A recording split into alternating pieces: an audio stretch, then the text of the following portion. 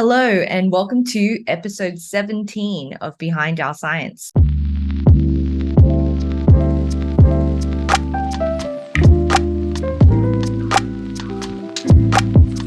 I'm your co-host, Daisy Shu, alongside my co-hosts, Roberto Mota and Vik Meadows. Today's episode is all about immunology, where we talk about the aftermath of immunization. It's been a crazy 3 years since the COVID pandemic hit us, and now things are slowly coming back to pre-COVID times, which is a huge relief. Of course, the Behind Our Science podcast actually started during the pandemic, as did many other podcasts. And in our early episodes, we discussed a lot about how the pandemic was affecting our research lives, our day-to-day lives, and how the COVID blues was affecting us too. And now we're talking about moving into this new era. We've got some really special interviews in today's podcast episode. Firstly, our co-host, Dr. Roberto Mota, interviews Dr. Pavan Mutil about his new role as Chair of Pharmaceutical Sciences at the University of New Mexico. And he discusses how his research has moved from the COVID era now into the new post-COVID era. Dr. Mutil's research is focused on developing novel dry powders from inhaled oral and transdermal vaccines and drugs against various infectious diseases and cancers. And these dry powders are prepared using spray drying technology and are ultimately evaluated in different animal models for efficacy. Our co-host, Dr. Roberto Mota, also talks about his exciting trips to San Diego, where he participated in the Future Faculty of Cardiovascular Research program of the National Heart, Lung and Blood Institute, NHLBI, of the National Institutes of Health, as well as his recent attendance at the American Diabetes Association meeting. And this year, I was actually fortunate to host a wonderful postdoc in my lab, Dr. Sabrina Ng, who I actually met back in 2018 in Sydney at the ComBio conference. And that conference is basically the Australian version of EB, Experimental Biology, where several societies meet together and form this one large conference. And the beauty of this is that as an eye researcher, I can connect with such diverse fields, such as plant scientists. And Sabrina is actually a leading plant scientist who has a diverse background in plant epigenetics, RNA biology, and bioinformatics. And it's been wonderful to keep in touch with her ever since. And she's now progressed in her career and is now a postdoctoral researcher at the Balcombe Laboratory in the Department of Plant Sciences at the University of Cambridge in the UK. And Sabrina and I have collaborated on various projects, and recently we even published a metabolomics paper together, and that showcased the divergent changes in the metabolomics profile of retinal cells, so retinal pigment epithelial cells at the back of the eye. And when we hit those cells with various pathogenic stimuli, that showed a shift in the metabolomics profile. And this data can actually help to guide really important discoveries to help in developing novel treatments for leading causes of blindness, such as age-related macular degeneration. So in this interview, it was fantastic to ask Sabrina about all her tips on how to get into bioinformatics, for example, computational biology, talking about her career, where she's actually quite an international researcher, traveling all around the world. And she shares a lot of great career development tips as well. So be sure to tune into that later in the episode. In line with our immunology theme for this episode, our co-host Dr. Vik Meadows will also share some highlights on key papers that were recently published in the immunology field. So thanks for tuning in and enjoy the show.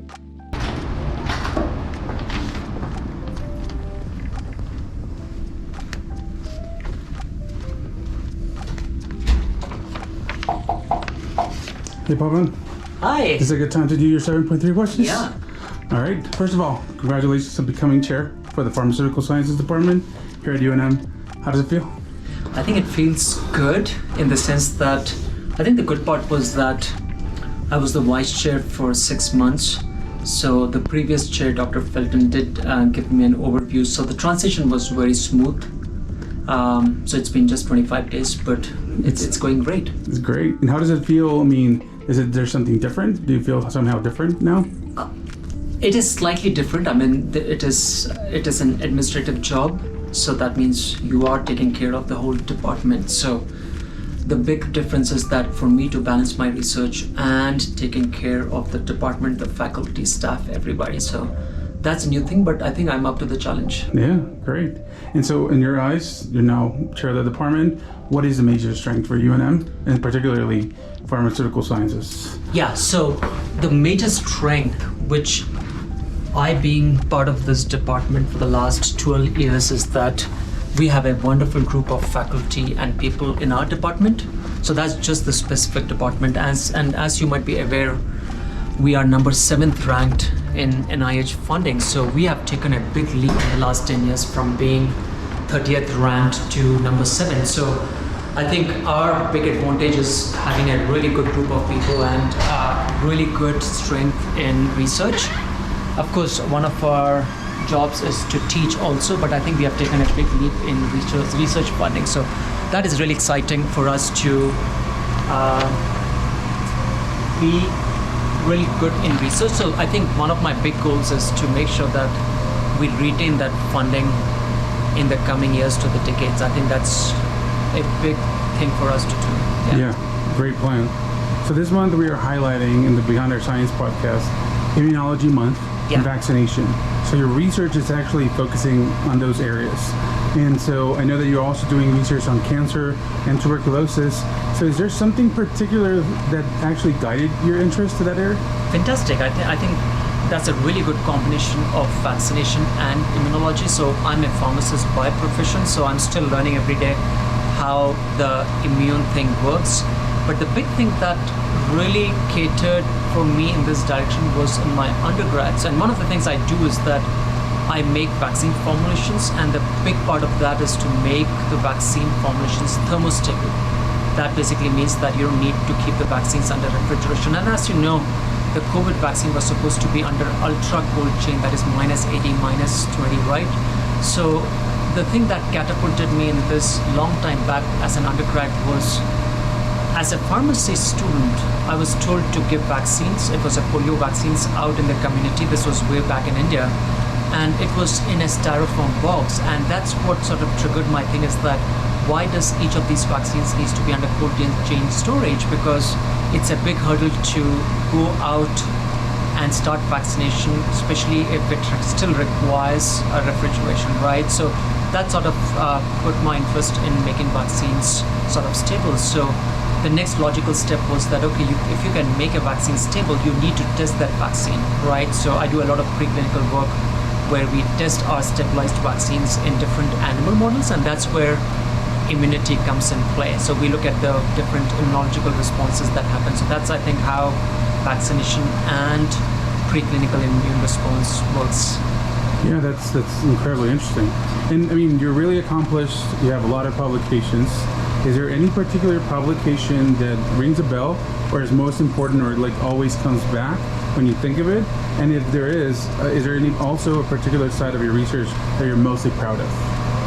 You know, it's like asking like which of your kids are favorite, right? So I think I take pride in every of my publications, Roberto. So it's hard for me to pick up one publication, but if you look from the citations point of view, I think I have one paper which talked about inhaled therapy for tuberculosis. It was in a pharmaceutical journal, and not only has it got a lot of citations, but I do see even 10 years down the line, a lot of the people do present or bring up that paper when they present their work. So that's a really pride thing.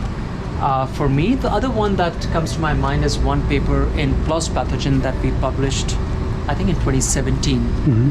That to me was a very seminal work of an inhaled vaccine, and it does delve into a lot of immune response, how inhaled vaccination generate a lot of immune response compared to, let's say, parental vaccination. So that was a lot of hard work for us, but it also was a lot of detailed work that we did in that paper. So I think I'm proud of those 2 papers. But again, I do not want to discount all the rest of the papers that we have published. No, and that's great. And then the publications come with associated grants, right? Yeah. And one of the ones that I found on your CV, I mean, you got Foundation Award from the Bill and Melinda Gates a couple years ago. What scope of work did it fund, and how exciting was it to actually see an acceptance from such a source?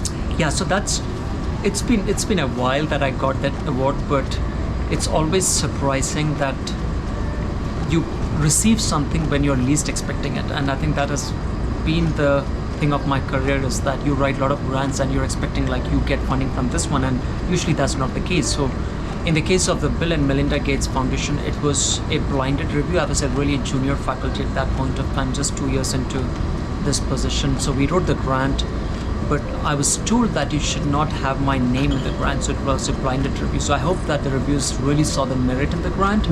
But when I got that email, I had to blink twice to see like, did they really mean like they have funded me? Because it's not easy to get the funding. So it was really exciting up front, and we did the work. And the second paper that I was talking that we published in PLOS Pathogen was one of the papers that came out of that work, and that was to test vaccine when you deliver it by the pulmonary route or as an aerosol into the lungs. And that's where we looked into the depth of what different immune responses do we get. Is it a beneficial immune response? Are the animals that we tested our vaccine being more protective compared to the conventional route of vaccination, which is injection, right? Yeah. And we were able to prove the hypothesis that we had initially given to the Gates Foundation. So I think it was a very prestigious grant. Yeah. It was a competition all around the world, so it wasn't within the US. So I think getting it up front as a junior faculty was pretty nice. Yeah, that sounds great. So Aaron, so keeping up with some of the background that you have, you and I were postdocs at UNC at some point. That is true. Yeah, and so, I mean, UNC has an amazing program. It fundamentally shows people and researchers how to do really good science. So how important was UNC in your career? Is there something that you miss the most from North Carolina and Chapel Hill? Yeah, absolutely. I mean, the few times I've been back to UNC for different conferences, I make sure that I go and see my lab, the place where I lived. So UNC definitely has a special place in my heart. Not just UNC, I think the college or the School of Pharmacy where I did my postdoc. My postdoc advisor, I'm still in touch with him. And all the lab members have a special place in my heart. But to answer your question, what role did UNC or the lab played? I think it played a big role for me to get a job in here, because UNC was in a good standing. But I think it prepared me from the research perspective to do really good work. It gives you the confidence, as you said. We learn a lot from there. I did have a lot of different collaborations over there. So it sort of helped me to know what research is, how to prepare for writing grants over there. So I think it definitely was a stepping stone, a really good stepping stone for me to come over here and expand my research opportunities. Yeah, I miss it a lot. And so last question before we go to 7.3 is, so what's next for your lab, for the department? What big plans do you have? Oh, absolutely. So being the chair of the department, I think the big thing is that there is some component of administration involved in here. So for me, it is not to give up my research. I do want to take up continue doing my research. That's the big thing. And just from the grapevine, I had submitted a Department of Defense grant, and we all submit different grants. And sort of I heard that there is a possibility that I might get funded. So that would be a big thing. It's a multi-million-dollar grant. So I just want to make sure that I'm able to balance my administrative duties, taking care of the department. It's not a big department, but I still have a lot of things to take care of, all the different faculty in here, and make sure that my research is not compromised, right? So still continue to write grants, still able to mentor students, right? To me, that gives a lot of happiness to me, to mentor students. So I do want to continue what I was doing before and take on that administrative duty too. Yeah, those are great goals. So last three, really quick, don't think about it. What do you like to do for fun outside work? Oh, what do I like to do fun? One of the things that I've been bragging lately is that I've started playing professional tennis, and don't ask me what my age is. Not in my teens, right? But yeah, in my age category, for the last 8-9 months, I've started playing professional tennis, and we have been selected for the national. So in a few months' time, we'll be going to Arizona to play national tennis. So I'm really looking forward to that. In my age category. The other thing that a lot of people here at UNM know that I'm really big in gardening. So I love gardening. I do spend some time every morning in my garden just taking care of my plants, and that's to me my peaceful place to spend some time. It's too hot now to be in the evening, but gardening and tennis, that comes to my mind. I mean, definitely other things, but those are the two big things. Great. Favorite movie? Good question. What is my favorite movie? So when people say which was the last movie you watched, I'm not a movie buff. And 2011 was the last time I went to a theater and watched a movie.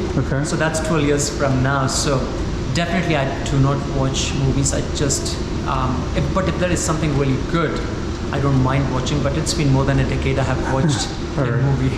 All right, and last one, favorite dish? Favorite dish? I like anything that tastes good, but again, I'm not a keen person who I can eat most of the things, so I'm not too fussy about food.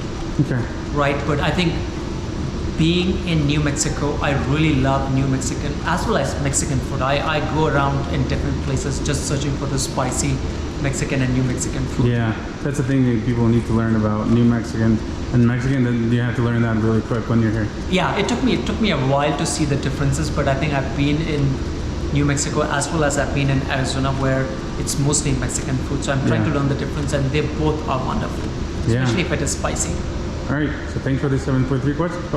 Thank you so much. So this summer I was very fortunate to travel San Diego twice. The first one was for the Focus program,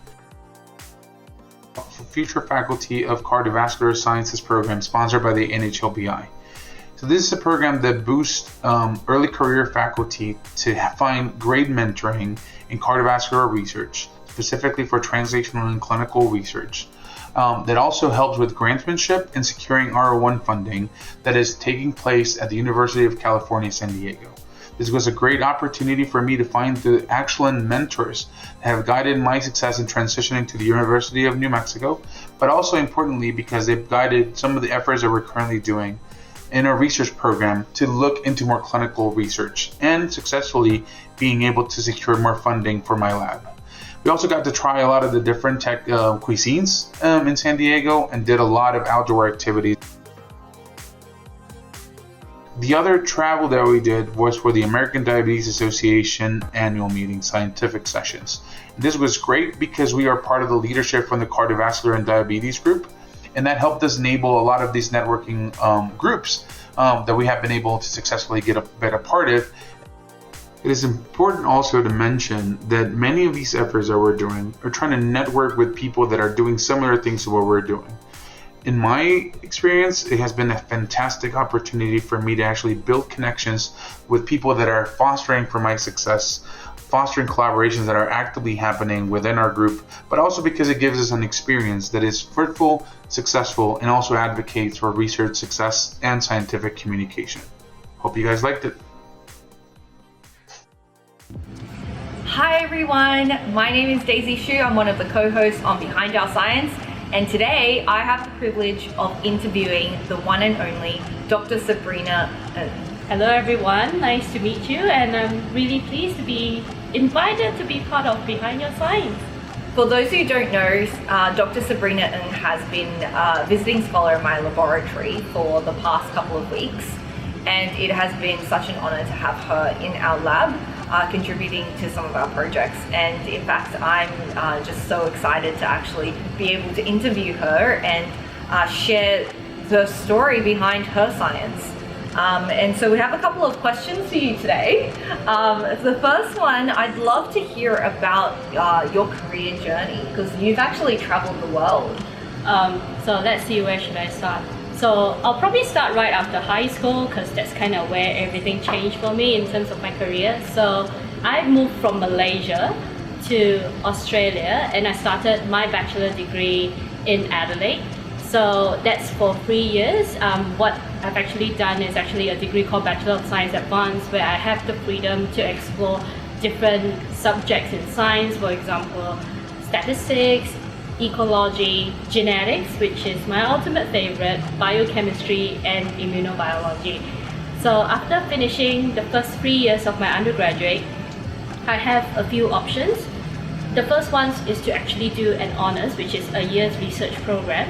The second one was to actually go on what we call a Master's by Research, or MPhil in short. So I've opted for the later, which is a 2 years program if you decided to end with an MPhil qualification, or there's a chance of an upgrade to a PhD as well if you manage to convince your panel of examiners that the work that you've done is of a PhD level. And in 18 months time, you'll get upgraded straight to a PhD and then graduate in 1.5 years time with a PhD, which is what I've done. And for my MPhil to PhD fast track pathway, I've been researching heavily on RNA modifications in the context of plant epigenetics and combining both wet lab experiments and bioinformatics. So I've just been conferred my PhD May last year, so fresh and new. And ever since then, I've been on a series of adventures. So I've started working then as a service bioinformatician at South Australian Genomics Centre at the heart of Adelaide Biomed City in an institution called South Australian Health and Medical Research Institute, or in short, SAMRIC. It's an iconic building. It's the centre of medical research in South Australia, which I have been really privileged to work with many excellent researchers, and that actually helped me to further improve my skills as a scientist and a bioinformatician. At the same time, I'm also affiliated with Max Planck Institute of Immunobiology and Epigenetics in Freiburg as a residence fellow, which I've helped develop a project by applying machine learning methods in studying RNA signatures in the context of neuronal development. And fast forward to this year, I've landed a position as a postdoctoral researcher at the University of Cambridge, United Kingdom, and also as a visiting scientist to Daisy's lab here in Harvard Medical School. So yeah, that's kind of a quick recap of where I've been and a short summary of my adventure. Wow, that is quite a journey and a lot of fun adventures along the way, from Malaysia to Australia, and then to Germany, and then from Cambridge to Cambridge. So basically, Sabrina didn't really leave Cambridge. She just went to another Cambridge. Yes, I obviously didn't realize what I signed up for. Yeah. So with your career journey, I would call you a bioinformatician. That's an honor. Hopefully I do bring some magic into the science as well, but good magics only. Yeah. How did you get into bioinformatics? Because it is such a challenging field to get into in terms of learning a completely new language of coding, which is foreign to me because I feel like it goes over my head often when I see code. How did you get into it, and how would you be able to inspire others to get started in that field? So my journey into bioinformatics is really interesting, and I have to say I've been really fortunate to have many supportive mentors and supervisors along the way. It is not easy, as what Z has mentioned, but it's not impossible. That's like the catch of it. So I started approaching bioinformatics, or my first taste of it was actually during my second year undergraduate, when it was just a usual semester holiday, and my mentor, which is also then my PhD supervisor, Dr. Ian So, decided that I should expand my skill sets beyond just what I've learned in classes. So he suggested that I should pick up a bioinformatics workshop that was running just then.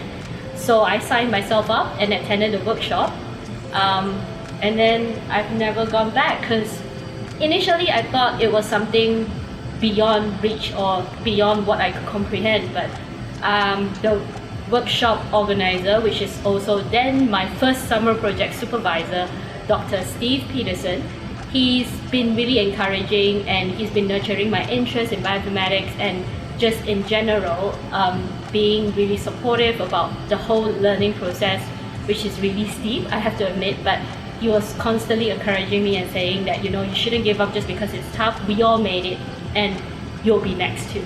So that's how I started, and I've been doing that for a fair bit, and throughout my PhD until now, and we are also helping with some bioinformatics project here in Daisy's lab as well. So yeah, and amazingly, Sabrina actually contributed to a paper last year on metabolomics as well, which was super exciting, and it was fantastic to be able to get her expertise as a bioinformatician, which is something that our lab really needed. So your skill set is fantastic, and the best thing about bioinformaticians is that you can contribute to such a diversity of projects. Yeah. From eye research to plant research, the world's your oyster. You can take those skills and like transfer it to any project.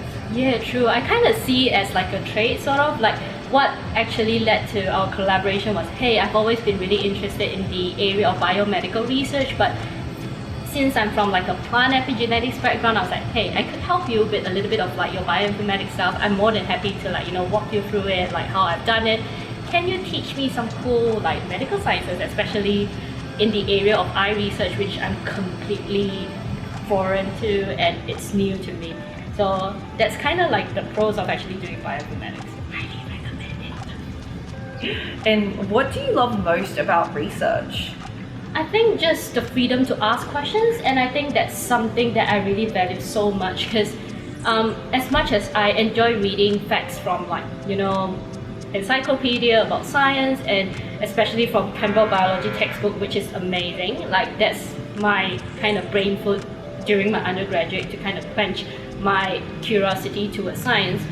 I guess it actually comes to a time where you suddenly feel that you want to ask your own questions too, and that's like the ultimate privilege of being a scientist or a researcher, that you can start asking your own questions and really try answering them as much as you can. And along the way, you get to meet like brilliant people who have different ideas, different experience, different expertise, and you just come together and try to answer the same questions together. And I think that makes it really rewarding, because it started from your question and it moves to some questions that people are also interested as well. And the results is just impactful, and I really enjoyed it. Yeah, well said. I completely agree. My love of research also is about that feeling of contributing to the knowledge and expanding our understanding of how diseases form, and physiology of the eye, and just understanding metabolism as well. And funnily enough, we're actually running a seahorse right now as we speak. So if you hear any sounds, that's actually the drugs injecting into the ports for the seahorse. So yeah, so after this interview, we'll be able to check out some of the data that we're generating. So multitasking. Okay, well, I am very fascinated about what it's like to work as a postdoc at Cambridge University. It's such a prestigious institute. What's it like being a postdoc over there? So to put it in more of a magical way, I feel like I'm in Narnia every day, or in more, what people would say is it's more like you're working in Hogwarts, because you get this view of like, the very classical British building, and then the rich history of like many great discoveries, and those of them to me, they are like magic. Like I get to actually see the original samples which inspire Charles Darwin with his evolution theory, and I get to walk through places where great discoveries were made, like Cavendish lab, where there's a lot of like critical discoveries in both chemistry and genetics were made, and I get to like spend time at the Eagle Bar, like just envisioning the whole feeling where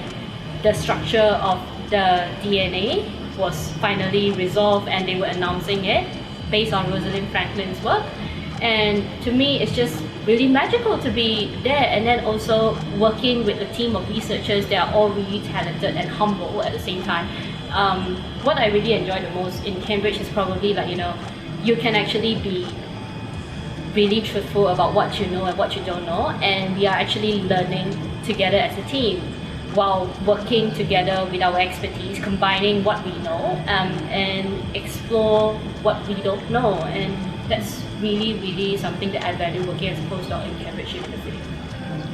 Yeah, well, and I find that the more I know, the more I realize I don't know. Yeah. As you dive into the literature, I thought I knew about mitochondria, but there's just so much out there, and it's just endless. And with the pace of scientific discoveries these days, I feel like it's just a constant battle to keep up to date with the latest literature. Yeah, but one fun fact about being in Cambridge is I get to get like the first peek of the fun science before they are actually published, and I was like, oh wow, it's now out in Nature, but I've actually heard it in talks and stuff. So I'm like, yeah, I'm like the cool kid with the backstage pass, So that's really fun. Behind the scenes. No, and you get to see all the discussion when the papers were like put together, and then they were like, no, we have to put this way or that way, how to simplify complex data sets, and I was like, oh wow. And then when it was so beautifully presented in papers, and I was like, oh wow, like I've actually been part of the process. Origin story. Yeah. And it's just fascinating to be this close to really cool science. Yeah, it must be amazing every day. Yes. So you've seamlessly transitioned from going from one Cambridge to another Cambridge. What do you think are your experiences and differences between the two Cambridges? Trust me, it's very different. Although it's just 7 hours away by flight. So I would say that, okay, let's start from the Cambridge that I know, which is back in UK. It's much more reserved cultural-wise, and of course the weather is always gloomy. Typical English weather, changing all the time, people talking about weather all the time. Tea is religious. That's very important to know when you're in the UK. But having to say that, the people there are amazing. Similarly, here in Cambridge MA, which is what I learned after I arrived, that it's also called Cambridge. So it's a really different cultural experience, a lot of things that are really different. People are much more open here, so they are much more friendly, when you first, you're first here, and then they kind of welcome you and stuff. So it's really different, but amazing people as well. I've managed to engage with a lot of people and then have really good conversations and been learning a lot as well.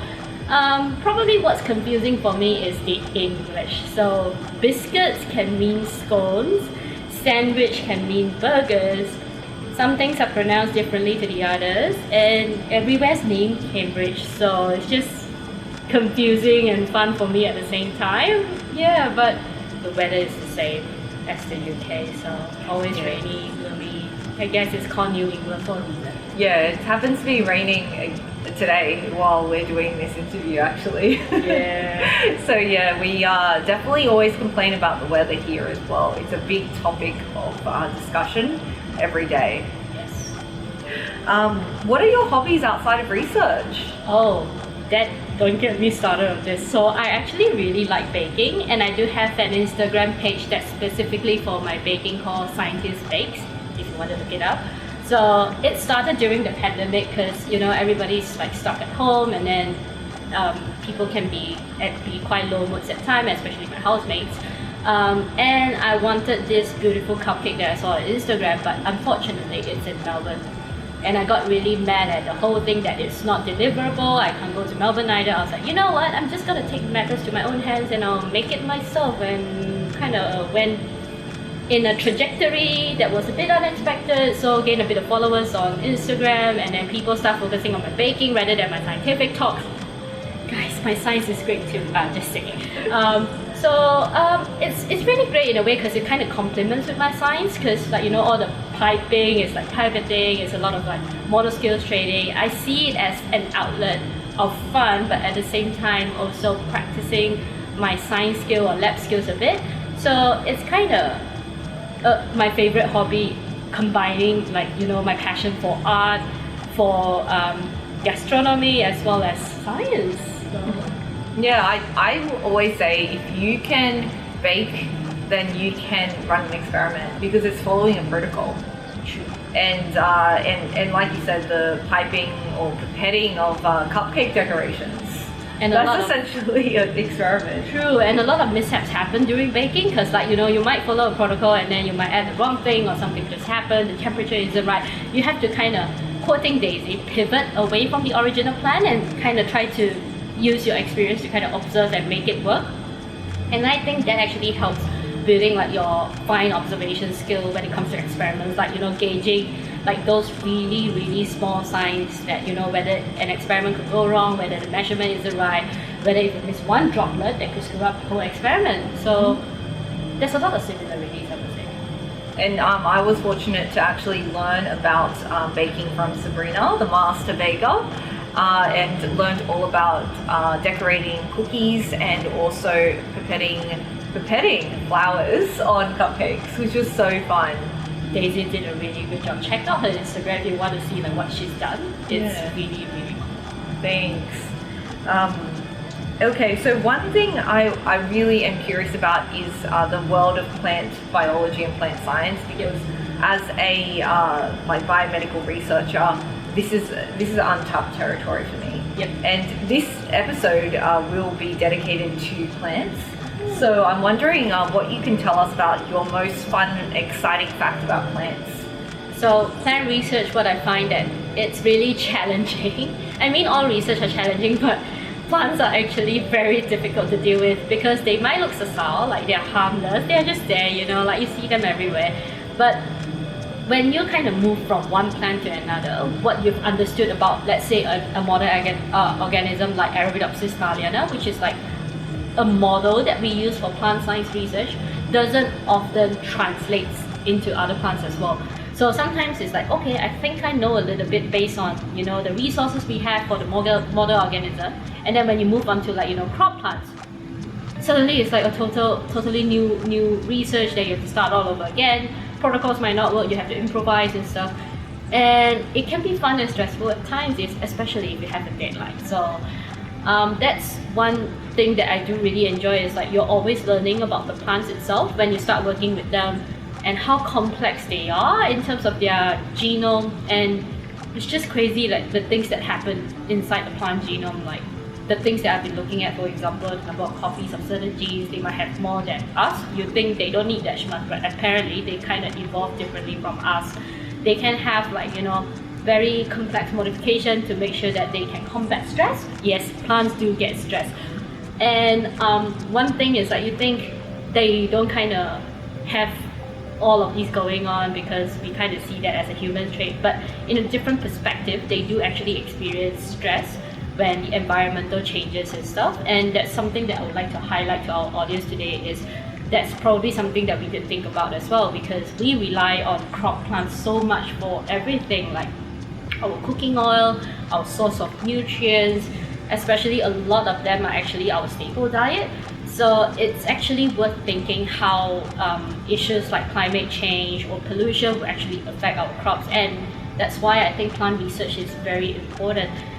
And also, a lot of the plant research actually lay a strong foundation to our medical research as well. Take RNA interference as example, like it was first observed in plants, then simultaneously observed in other organisms as well. And now it's widely applied like in treatments and diagnosis, and it's just amazing to see something that was first observed in like a non-medical model organism or non-model organism that kind of gets translated. So there's actually a lot to explore and learn from plants, and how we can harness that knowledge and research to actually solve problems, whether if it's plant related or not. Yeah, we can learn so much from plants. And one thing I'm curious about is the aging process in plants. So there are trees out there I know that are hundreds of years old. We could potentially learn how to extend our longevity from plants, perhaps even. Yeah, because there's a lot that's unknown as well about plants. There's so many different species of them. Let's just not talk about species because that's a lot. Even moving to genus, there's still so many of them, and we probably understood only a small fraction, how it works and stuff. And sometimes we don't even carry out experiments long enough to even understand that perspective. So definitely that's something that we kind of can expand into. But first, I think people need to be aware how important it is to also look at plant research, besides just focusing on getting something that's kind of short term, anything that you can commercialize, anything you can kind of apply immediately to treat diseases. But there are also things that we can learn, for example what Daisy highlighted. So there will be something of interest, hopefully, to some of you who are out there listening, and you might be the one who's pioneering the research. Yeah, that would be awesome. Right. We could learn so much from plants. Well, one other thing I'd like to share is actually I met Sabrina when we were PhD students. Yeah. Which is so amazing. This was back at a conference in Sydney called ComBio, which combines a lot of different biological disciplines. And it was just so fantastic to connect and to keep in touch over all these years, because that was in 2018. So that was crazy. Like way beyond before the pandemic. Like so much has changed since then. Yeah. But I'm wondering about what sort of advice you have out there for other PhD students who are interested in continuing on their research track, or maybe some undergraduate students out there who are interested in PhD. So maybe I'll start from undergraduate, because that's also a very interesting time where you're like, oh, I kind of know want to do this, but I don't know where to start, sort of. Definitely try to get some experience by volunteering in a lab. You know, it doesn't have to be like a given placement because of your grade and things. But definitely just put yourself out there and say, hey, I'm interested. I don't mind, just coming into the lab for, a few days a week, just to try and actually see the whole setting of how science is done. I could potentially help out with like things like, filling up the tips, and also like maybe some experiments that you guys are familiar with because of your practical courses. Definitely that's a good start. And that's actually how I got into bioinformatics and also plant research as well, because I've been so actively volunteering outside classes, because to me I really wanted to know more, and I just can't wait until I start my research degree or master's. Definitely that's a good way to go, and that's also a really helpful way to know that if you like research to the extent that you want to be part of it, or you should be exploring like some other careers as well. I believe there should be programs out there that if you're more into like the industry, you can definitely do like an internship or an apprenticeship as well. Some of them are paid, which is really good to help you gauge that if you're more into academia or industry. Similarly for PhDs as well, definitely don't shut yourself off these opportunities. What I've actually learned in Cambridge and Harvard actually is PhD students here, they actually explore beyond like what's in the lab. They are always actively engaging with industry projects while like running experiments in the lab. They are always participating in like talks from the industry and academia as well. They've also like done internships in like venture capitalists, where they actually fund STEM-based startups to actually get an idea of how people actually acquire funding if you have a spin-out technology from labs and stuff. So definitely explore, even though PhD can be stressful, but those can be like a major motivation to help you push through the stress of PhD, because knowing that you're not stuck with one experiment, knowing that it's tough but there's a light at the end of tunnel, it actually helps you push through PhD so much. In terms of a more how to get through when things get tough, definitely don't beat yourself up.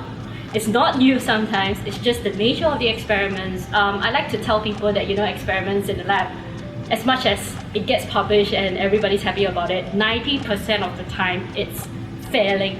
But you have to constantly fail to improve. You have to constantly fail to know what doesn't work. And it's important. And if you see it as a positive way of actually taking progress and stop beating yourself up when it doesn't work, it actually helps you put you into a much more healthier mindset to get experiments going. And most importantly, if you believe that it's for you, remember why you started. That helped me so much during my PhD. Trust me, I wanted to quit 35 times. I counted it every single time. And my PhD supervisor, Ian, he's fantastic. He'll always put me in places, or ask me to go for a walk in a botanical garden to remind me that that was my passion that made me wanted to pursue science. And it hasn't changed, no matter how hard the experiments were, no matter how many times we got scooped for a paper, no matter how many times that I've tried something and it doesn't work and I just keep hitting my head against the wall. I did that actually, but don't do that, it's bad for you. Just remember why you started. It's a very powerful motivation, and it kept me going till today, that even though I'm still failing, being a postdoc doesn't change the fact that you still fail. In fact, yes, I'm still trying to troubleshoot one of my experiments, but remember why you started. That's something that I would share with all of you who's doing a PhD right now. Don't give up, you'll make it. That's such great advice. and I agree. I think times are really tough during a PhD, and you go through a roller coaster of emotions. And if you think back to when you started, and you hadn't gone through all these crazy scenarios that may arise during a PhD, then you can bring yourself back to that place where that motivated you to start at the beginning, and definitely take that time out to really think about it at the beginning of your PhD, so at least you have that solid understanding that grounds you during that intense process of getting a PhD. And also what Daisy has also pointed out is because it's so intense, whenever you hit a rock or a wall or a brick, always talk to your supervisors, always reach out for help. Don't think that because you are saying, hey, I couldn't get this going or I couldn't figure this out, it's a sign of weakness. It's actually a sign of really great strength that you're actually admitting that you need help. So whether if it's psychological wise, mental health wise, or experiment wise, talk to your supervisors, talk to your friends who are supportive. Make sure that you constantly reach out to people rather than you kind of turn yourself inwards and stuff. So that's very important as well. Yeah, I agree. That support network is essential to surviving a PhD. All right, and wrapping up our interview with our final question, Sabrina, what are your plans for the future? Oh my god, this is a hard question to answer, because when Daisy first asked me when I first arrived, I was like, I kind of want to do more, definitely in science, but now that I've mentioned bits and pieces here, in the previous questions, there's so much more that you can do. So I'm interested in plant sciences, but I also realized through my time here in Harvard that I can actually do medical science research as well. And with Daisy's help, I've been picking up so many useful wet lab skills, and also the understanding of eye research and things. And I never thought I could actually understand those, and that kind of opens up a whole area of research that I could potentially contribute. So maybe I'll put it into two categories, a short term and a long term. So a short term one would be, I would still like to expand my skill sets by participating in more research projects, but besides just contributing, but I also would like to learn and take away some experience from these projects as well, collaborating with different people who've seen different things, who have immense knowledge on their field, and then trying to learn and absorb as much as I can. So that's a short-term goal. And for a long-term goal, I'm looking at potentially, if there's a chance, I would be able to start a biotech company. That would be actually interesting. And if that experience could actually help people to see that you don't have to confine yourself in a specialized field. For example, if you're only doing bioinformatics, you shouldn't expand beyond plant or just bioinformatics coding. You shouldn't expand itself. I kind of want to help people see that if you can actually contribute to any field that you're involved in, you should be doing it, whether if it's through industry, whether if it's through academia. So I would hope that besides owning a biotech company, someday I will be able to pass on this message through a lectureship position. Because I think it's important people see an example or a role model that you don't have to be good at just one thing if you can do it all. But be sure to look after yourself first. That's also important, because impact towards the others can only be achieved when you actually make sure you're in the best state. So yeah, I think that's a summary of Sabrina just wants to do it all. Yeah, a lot of exciting things. Yes. And now we have a bonus question for our audience. For those of you out there who are starting to learn coding, Sabrina, could you share your top hack for coding and how to get into it really fast, or any sort of tips you have? Yeah, because I got a lot of that question when I was actually helping out with coding workshops and stuff, because for your information, my background or my bachelor degree is actually heavily wet lab based. So when people look at my degree, and then now that I'm involved heavily in bioinformatics, they're like, oh my god, how did you do it? You don't have a master's in bioinformatics or a bachelor degree in data science. And they would start asking questions like this. And I think in the field of data science or coding, women is actually still underrepresented. So the moment they see that I can code, and I'm actually doing quite a fair bit myself, they'll be like, oh my god, how do you do it? So I would say definitely embrace what's gonna hit you. It's very tough, especially switching from a wet lab setting, like how you're used to designing experiments, to a more bioinformatics perspective. So I'll give you an example. Like in a wet lab setting, you always see the overall picture as the goal. Like, you know, okay, what are you trying to achieve through this experiment? So how do you kind of proceed through the protocol and then do an endpoint analysis? That's how I call it. To kind of, okay, we've done this right, we've done this wrong. Does it mean anything? Good controls, yes, and then it kind of gives you a valid result. So that's how we do it in terms of a wet lab setting. In a bioinformatics setting, it's important to have controls as well, but it may appear very different to what you are familiar with when you do wet lab. So usually it starts with like a lot of quality checks and stuff. That's usually our control. And we do have like control samples as well to kind of show that, okay, this is what should be expected versus what that you're actually trying to investigate. But bioinformatics is about looking at things one step at a time rather than the end goal, because it can be really overwhelming trying to solve everything at once. So that's the first thing that you need to know. That's the mindset preparation.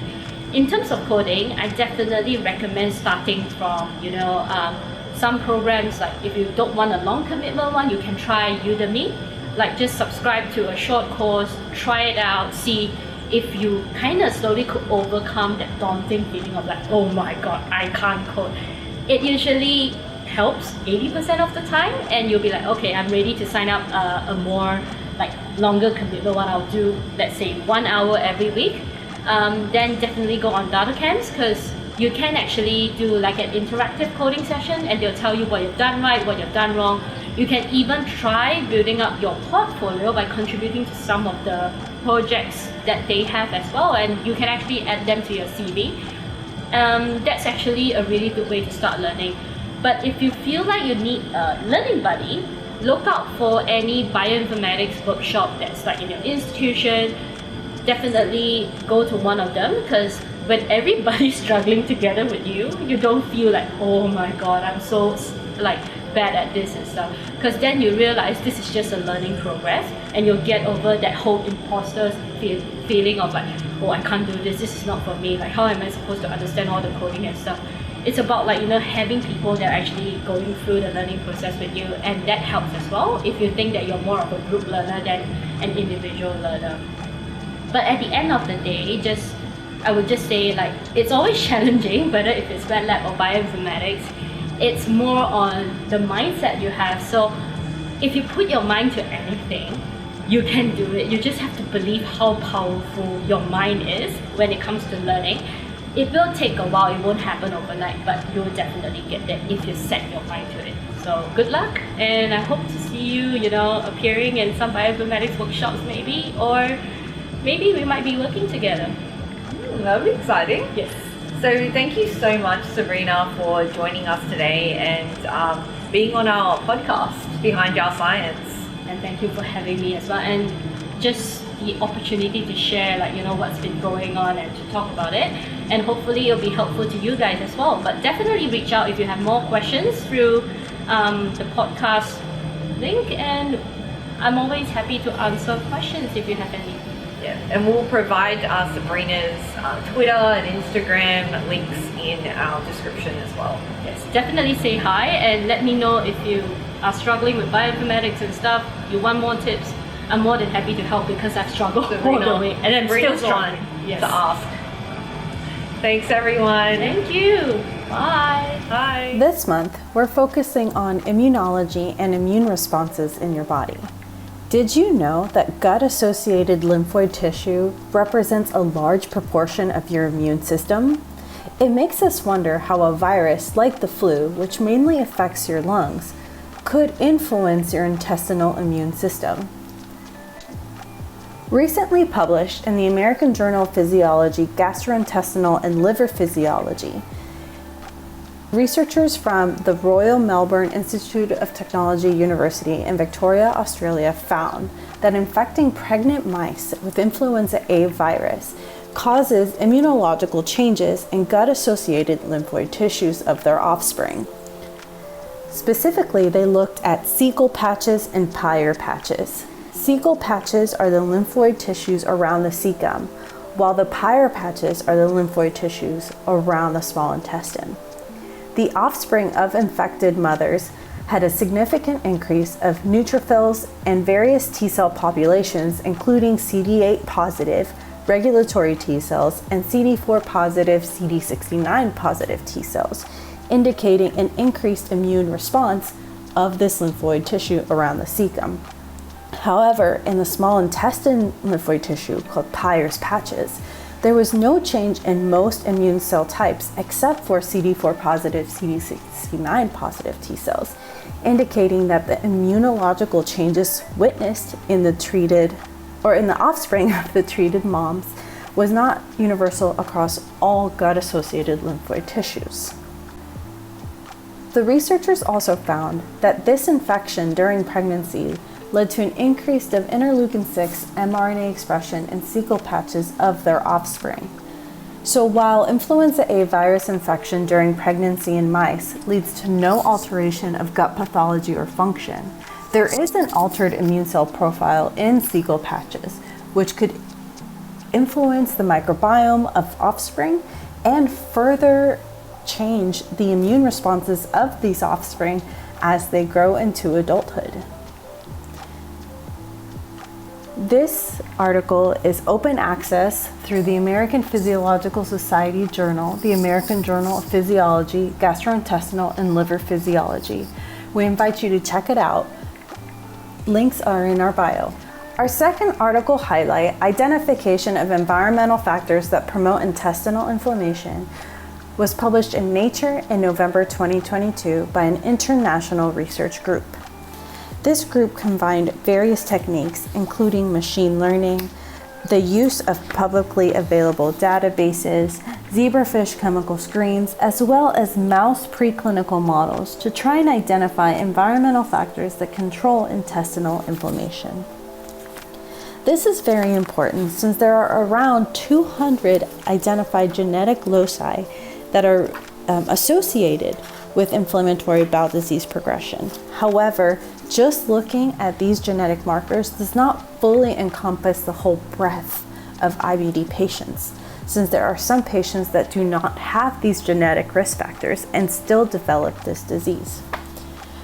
The use of this integrated systems approach from these researchers identified one herbicide, propionimide, that is able to increase both small and large intestine inflammation through disruption of regulatory T cells, which are an immune cell in your system. This lays the groundwork for various research groups, including this international cohort, to identify other environmental risk factors that could help us identify how various inflammatory diseases are being initiated in patients that do not contain these genetic risk factors. We invite you to check this article out online at Nature, as well as through the link in our bio. Thank you for joining us today for our special immunology episode. We hope that our interviews with Dr. Pavan Mutil and Dr. Sabrina Ng brought you some more information, both in the biomedical sciences as well as plant science research. Here at Behind Our Science, we're excited to bring you insights from the research world and hope that we're communicating them effectively to you. Please hit us up on Twitter, Instagram, and Facebook with any recommendations or any information on things that you think we should discuss in our next episodes. Thank you for tuning in, and we hope that you enjoy the show.